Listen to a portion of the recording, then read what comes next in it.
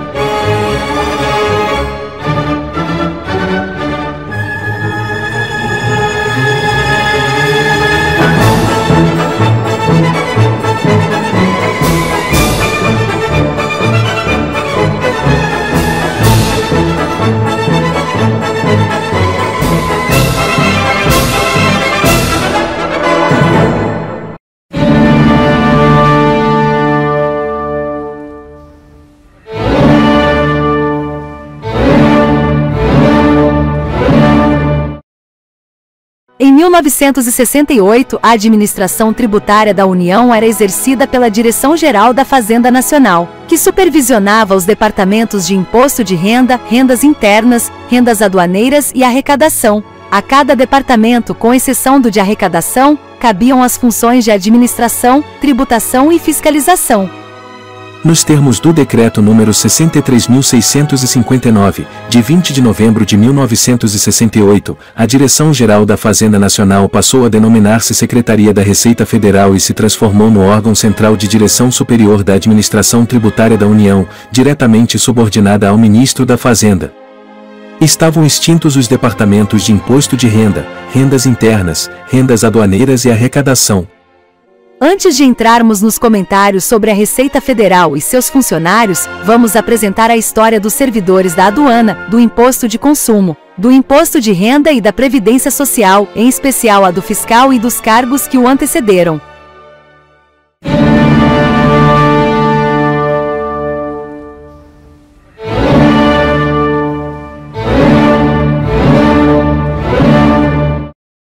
Pela antiguidade dos tributos aduaneiros, a responsabilidade pela fiscalização foi, ao longo dos anos, atribuída a várias categorias como conferente, fiscal da alfândega, guarda-mor, guarda aduaneiro. O Decreto número 24.036, de 26 de março de 1934, criou a Diretoria de Rendas Aduaneiras, subordinada ao Tesouro Nacional do Ministério da Fazenda. Até 1939, inclusive, o Imposto de Importação liderou a arrecadação tributária federal. Em alguns anos, com mais da metade do total. Perdeu a pujança arrecadatória, mas continuou importante na formulação da política aduaneira.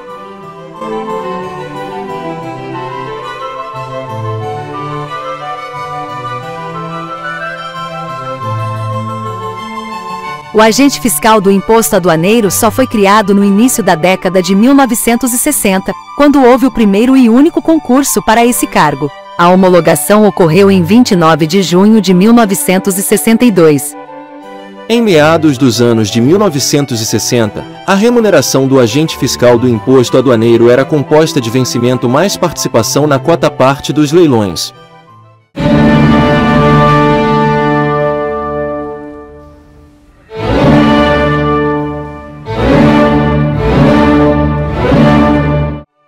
O Imposto de Consumo foi instituído em 1891, pela Lei nº 25. Inicialmente incidia sobre o fumo. Surgiram depois impostos sobre bebidas, fósforos e sal.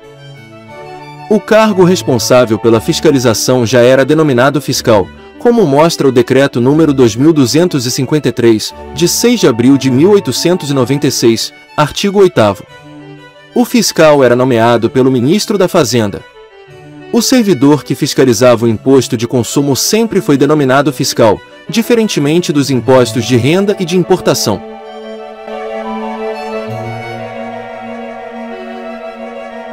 O vencimento do fiscal de consumo variava de acordo com a cidade de trabalho. Ganhava mais quem estava em exercício no Distrito Federal, então Rio de Janeiro, Niterói e São Gonçalo, depois em São Paulo e Rio Grande do Sul. Se trabalhasse na capital, ganhava mais que os lotados no interior.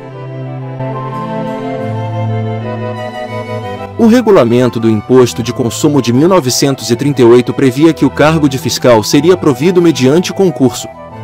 O artigo 175 relacionava as matérias do concurso: português, ortografia, análise e redação; francês, leitura, tradução e análise; inglês, leitura, tradução e análise; aritmética, álgebra, geografia geral, especialmente do Brasil, escrituração mercantil, noções de direito comercial e administrativo, de economia política e de finanças e legislação da fazenda.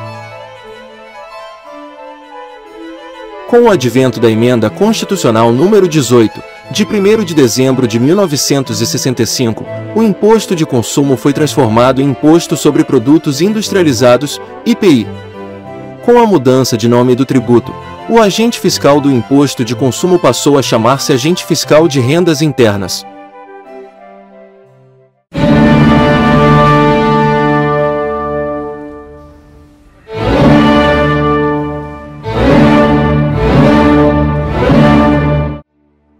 O imposto de renda foi instituído no Brasil em 31 de dezembro de 1922 por meio da Lei nº 4.625, mas a cobrança começou em 1924. Os primeiros servidores vieram de outras repartições do Ministério da Fazenda e também foram contratados novos funcionários. Eram, entre outros cargos, oficiais administrativos, escriturários, agentes administrativos. Não havia cargo com a denominação de fiscal. Em 1939 foi criado no Imposto de Renda o cargo de perito contador, que ficou com a atribuição de fiscalizar esse tributo. No mesmo ano foram transformados em contador. Segundo dados da Divisão do Imposto de Renda, em 1942, no Imposto de Renda do Brasil havia 1.118 servidores, sendo 280 oficiais administrativos, 216 contadores e 173 escriturários. A crescente importância do imposto de renda no sistema tributário nacional aumentava a pressão para a criação do cargo de fiscal desse tributo. Em 1952, projeto de lei criava a carreira de agente fiscal do imposto de renda, composta por funcionários que exerciam no imposto de renda os cargos de contador e oficial administrativo. Escriturários e outras categorias pleitearam inclusão. Categorias de funcionários lotados na divisão do imposto de renda de qualquer parte do país queriam constar da nova carreira. A proposta original excluía as mulheres, que eram proibidas de fiscalizar, mas elas foram incluídas no substitutivo aprovado na Câmara. O projeto de criação da carreira de agente fiscal do imposto de renda recebeu tantas emendas que o transformou em verdadeira colcha de retalhos. Perdeu todo o seu espírito primitivo, uma vez que as emendas beneficiavam numerosas classes que nada tinham a ver com o imposto de renda. Virou trem da alegria. E o que aconteceu com o Trem da Alegria?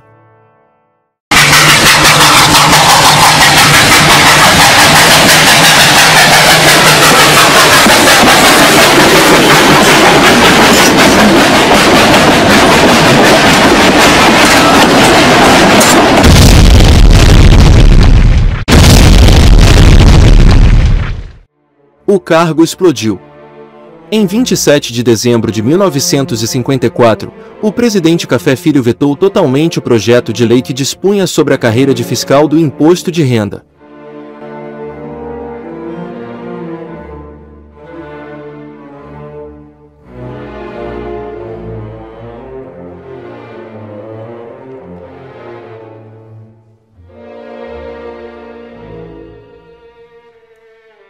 Finalmente foi criado o cargo, formado pelos contadores e oficiais administrativos, que trabalhavam no imposto de renda. A carreira de agente fiscal do Imposto de Renda, parte integrante no quadro permanente do Ministério da Fazenda, foi instituída pela Lei nº 3.470, de 28 de novembro de 1958. Na década de 1960, o TURF gozava de muito prestígio. Em 27 de novembro de 1962, o Jockey Clube Brasileiro dedicou 2 páreos em homenagem aos agentes fiscais do Imposto de Renda. Um foi denominado Segunda Convenção Nacional dos Agentes Fiscais do Imposto de Renda e outro, Associação dos Agentes Fiscais do Imposto de Renda do Brasil.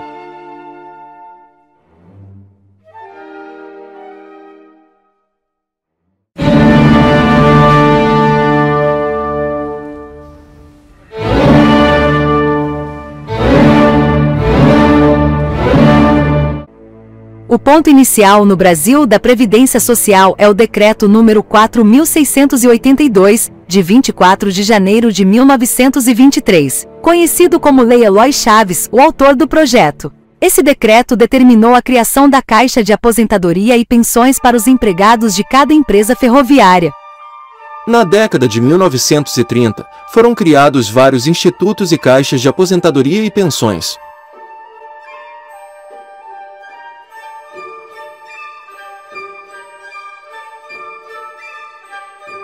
O Decreto-Lei nº 72, de 21 de novembro de 1966, reuniu os 6 institutos de aposentadorias e pensões no Instituto Nacional de Previdência Social, INPS. Os institutos de aposentadoria e pensões foram unificados. A fiscalização da Previdência ficou sob a responsabilidade dos fiscais da Previdência Social. Antes, cada instituto possuía funcionários na fiscalização, arrecadação e controle.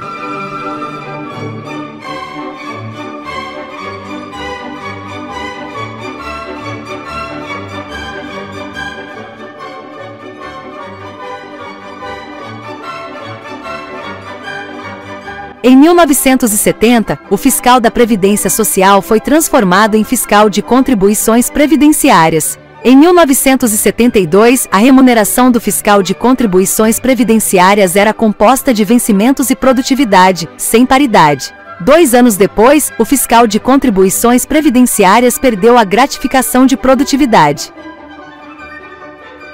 O Decreto-Lei nº 1710, de 31 de outubro de 1979, restabeleceu a gratificação de produtividade para o fiscal de contribuições previdenciárias.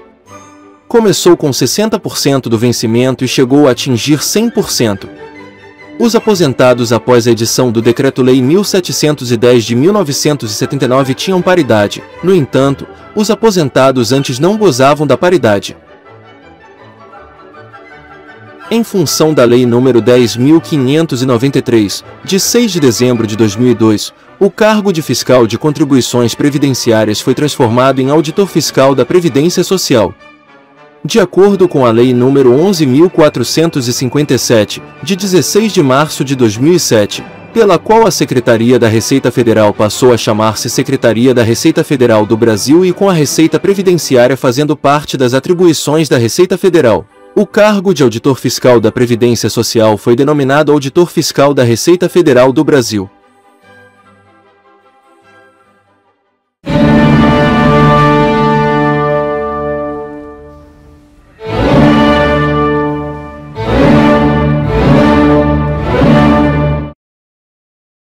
Antes da instituição da Receita Federal, o tipo de remuneração que causou mais polêmica foi a cota-parte. As regras variaram bastante em relação ao tributo, aos beneficiários, aos valores e aos percentuais a que tinham direito. Na cota-parte, o servidor que lavrava o auto de infração ou outro determinado por ato legal, recebia um percentual sobre a multa, depois de efetivamente paga. Incidia também sobre leilão.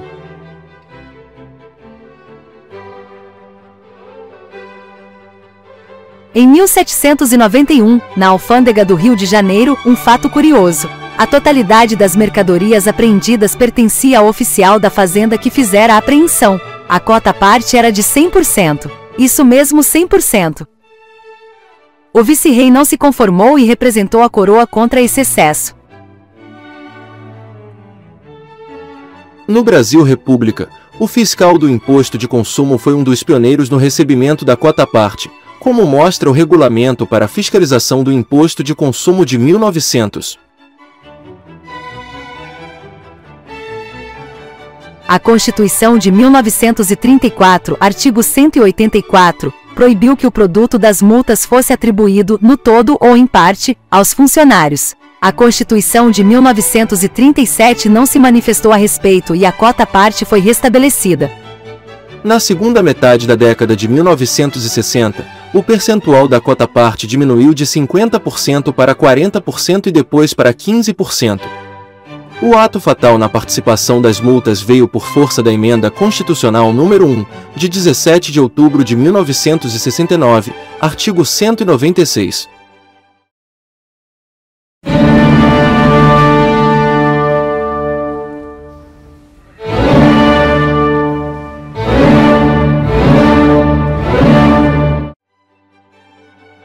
Algumas vezes é lembrado que o fiscal era conhecido como Príncipe da República. É verdade, porém é preciso fazer duas ressalvas. 1. A expressão Príncipe da República entre os servidores da administração tributária se referia ao agente fiscal do imposto de consumo, que na média, recebia valores maiores na cota-parte. 2. Consultando os periódicos da Hemeroteca Digital da Biblioteca Nacional podemos observar que outros cargos também tinham tal denominação como donos de cartório, procuradores, etc.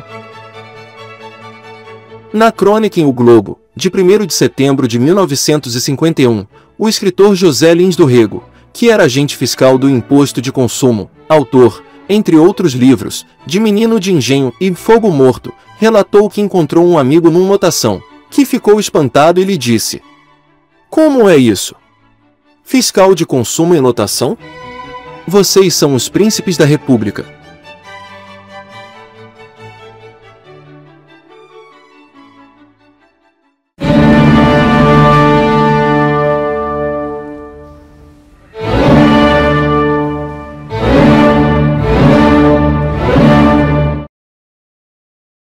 Vamos mostrar as fusões nos cargos de fiscal nos 55 anos da Receita Federal. Não incluímos fusões decorrentes de decisão judicial.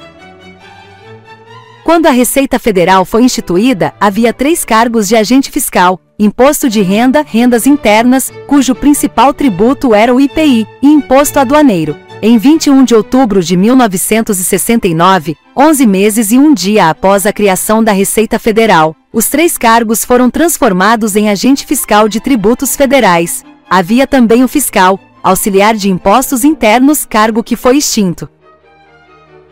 Nos termos do Decreto número 76.346, de 1º de outubro de 1975, houve fusão do técnico de tributação, denominado então técnico de tributos federais, com o agente fiscal de tributos federais, o que acarretou o surgimento do fiscal de tributos federais. O Decreto-Lei nº 2.225, de 10 de janeiro de 1985, criou no quadro permanente do Ministério da Fazenda a carreira de Auditoria do Tesouro Nacional, composta de 2 cargos: Auditor Fiscal do Tesouro Nacional, decorrente da fusão do Fiscal de Tributos Federais com o Controlador de Arrecadação Federal, e de Técnico de Tesouro Nacional, antigo Técnico de Atividades Tributárias. Pela primeira vez, usou-se o termo auditor para designar o cargo. Em 1999, apenas uma mudança de nome do cargo, para Auditor Fiscal da Receita Federal. Em 2007, a fusão do Auditor Fiscal da Receita Federal com o Auditor Fiscal da Previdência Social gerou o cargo de Auditor Fiscal da Receita Federal do Brasil.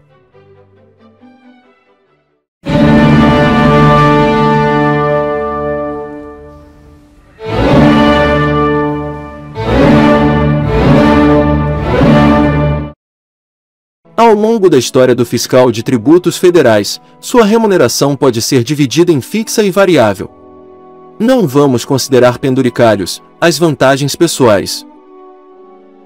Como exemplos de remuneração fixa temos vencimento, subsídio, gratificação não variável, provento, vencimento básico.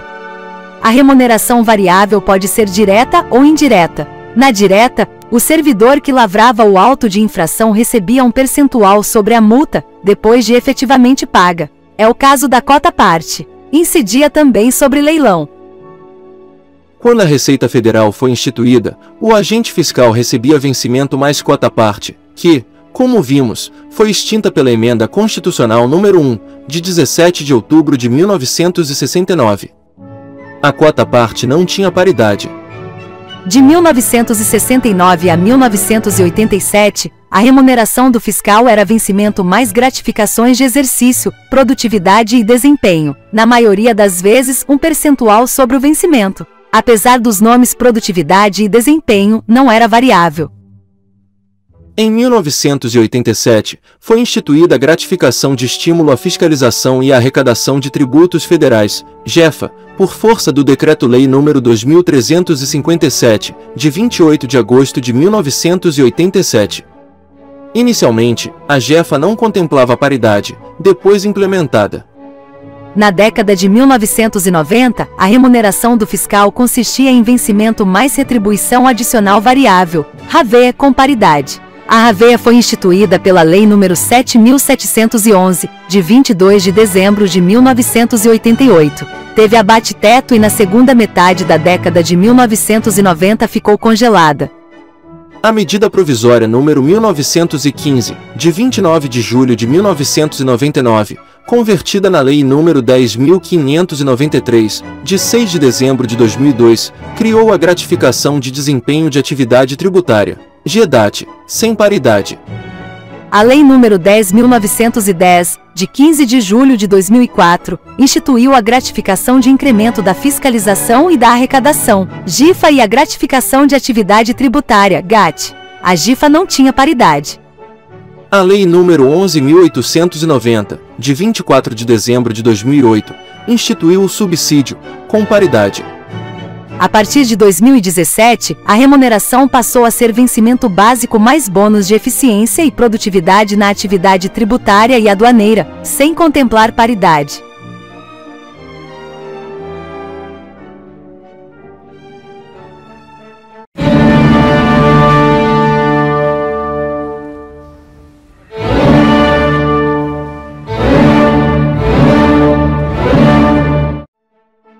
Vamos comentar inicialmente a remuneração mais recente, precisamente de 2008 a 2023, por ser um período sem vantagens pessoais e o cálculo mais fácil. Em seguida, vamos dedicar ao período de 1968 a 2008, mais difícil de chegar a uma conclusão pelos motivos que serão expostos.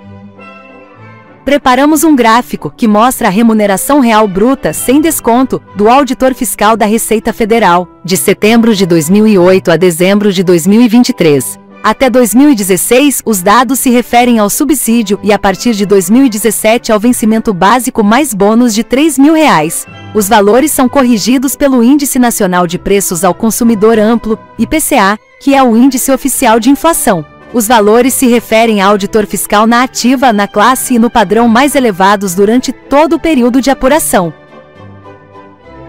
É utilizado o número índice e a base é 100 para setembro de 2008. Índice 80 num mês significa que a remuneração real foi 80% em relação ao mês de setembro de 2008. Índice 105 implica acréscimo real de 5% em relação à base.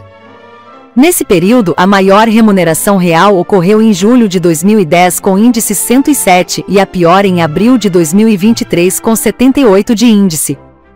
Em dezembro de 2023, para o auditor fiscal ativo e no final da carreira o índice foi 83, se aposentado com direito à paridade e à integralidade, com mais de 9 anos de aposentadoria, o índice diminuía para 78.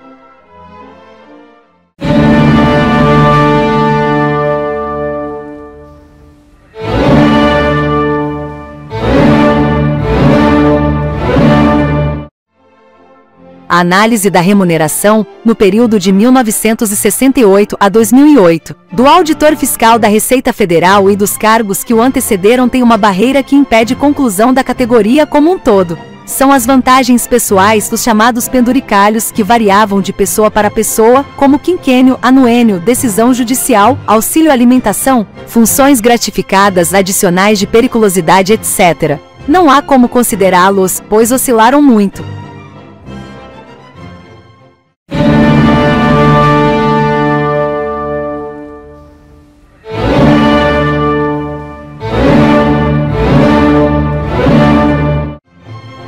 A comparação com o salário mínimo pode dar uma ideia equivocada da remuneração real do auditor fiscal. Por exemplo, nos primeiros anos deste século, houve aumento real do salário mínimo, isto é, os reajustes foram acima da inflação. Por outro lado, na década de 1990, o salário mínimo real foi menos da metade do de hoje. Na época da inflação alta, de 1987 a 1993, no mês em que a remuneração do auditor fiscal era reajustada e o salário mínimo não, o valor recebido pelo auditor em relação ao salário mínimo disparava. Por outro lado, acontecia ao contrário quando o salário mínimo era reajustado e a remuneração do auditor fiscal não. Em 1993, a inflação alcançou 2.477%. A remuneração do auditor fiscal, sem as vantagens pessoais, chegou a ser maior que 60 salários mínimos. Estamos mostrando um gráfico com a remuneração bruta do auditor fiscal da Receita Federal na ativa, na classe e no padrão mais elevados, dividida pelo salário mínimo, de setembro de 2008 a dezembro de 2023. Em setembro de 2008, o quociente era 40,2 e no final de 2023, foi reduzido a 24,8.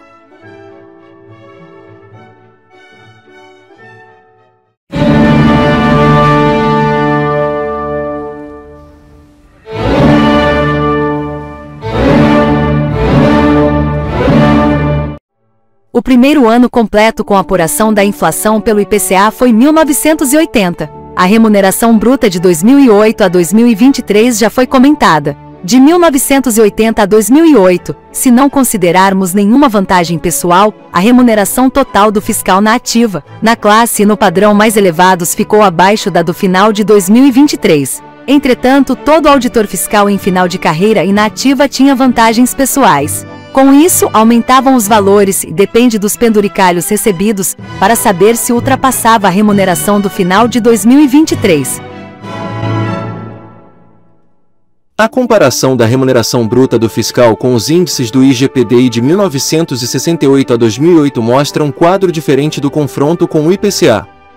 Pelo IGPDI, mesmo sem vantagens pessoais, a remuneração do fiscal foi na maioria dos meses superior à de dezembro de 2023. Incluindo os penduricalhos, a distância aumenta.